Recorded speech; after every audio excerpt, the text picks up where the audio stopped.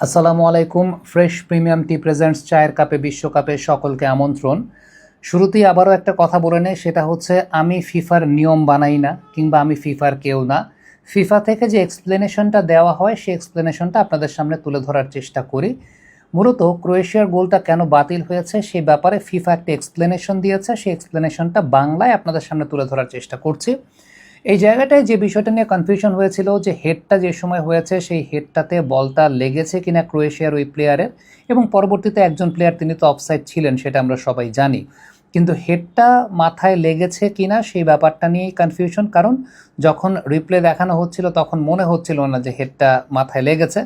তবে ফিফা বিশ্বকাপের যে বলটা আছে ট্রায়ন্ডা, সেই ট্রায়ন্ডার ভেতর কানেক্টেড বল টেকনোলজি রয়েছে, যে কানেক্টেড বল টেকনোলজির মাধ্যমে প্রতি সেকেন্ডে 500টা করে ইনফরমেশন যাচ্ছে ভিএআর রুমে, এবং তার মাধ্যমে একেবারে সূক্ষ্মাতি সূক্ষ্ম সকল ইনফরমেশন যা আছে, অর্থাৎ আপনার চুলেও যদি বলটা টাচ লাগে কিংবা চুল পরিমাণ একটা টাচও যদি থাকে কোনো একটা জায়গাতে, তাহলে কিন্তু সেই জায়গাটাও ট্রায়ন্ডা বলের যে কানেক্টেড বল টেকনোলজি, সেই কানেক্টেড বল টেকনোলজির মাধ্যমে সেটা কিন্তু ওই জায়গাটায় ডেটা রেকর্ড হয়ে যায় এবং সেটা কিন্তু ওইভাবে নির্ধারিত হয়।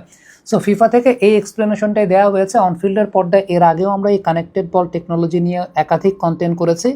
যারা দেখেছেন তারা হয়তোবা খুব ভালো মতো জানেন, যারা দেখেন নাই তারা আরেকবার হয়তোবা দেখে নেবেন যে এই বলটার প্রযুক্তিগত বেশ কিছু তাৎপর্যের জায়গা রয়েছে।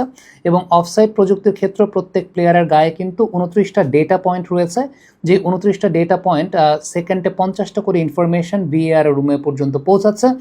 কড়া লিকারের অ্যান্টিঅক্সিডেন্ট ও ফ্লেভোনয়েড সমৃদ্ধ ফ্রেশ প্রিমিয়াম টি এক কাপে কাঁপিয়ে দিন।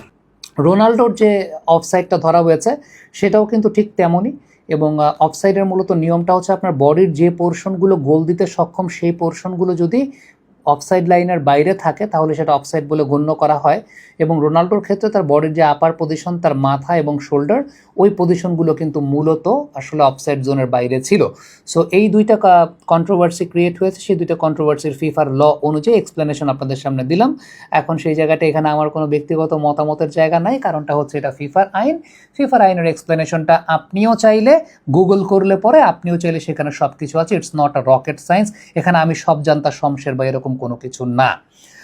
এবারে ফ্রেশ প্রিমিয়াম টি প্রেজেন্টস চায়ের কাপে বিশ্বকাপের আজকের বিশ্বকাপ কুইজ। আমাদের আজকের বিশ্বকাপ কুইজ, বিশ্বকাপে এখন পর্যন্ত পর্তুগালের সর্বোচ্চ অর্জনটা কোথায়, কোন বিশ্বকাপে, যদি একাধিকবার হয় সেটাও আপনি কমেন্ট বক্সে লিখে পাঠাবেন। আপনাদের মধ্য থেকে বাছাই করা একজন পাবেন ফ্রেশ প্রিমিয়াম টির তরফ থেকে একটা আকর্ষণীয় পুরস্কার, এবং পুরো সিজনের সর্বোচ্চ সংখ্যক সঠিক উত্তরদাতাদের মধ্য থেকে 3জন পাচ্ছেন স্মার্ট টেলিভিশন। এই বিশ্বকাপ ফ্রেশ প্রিমিয়াম টির সঙ্গে থাকুন।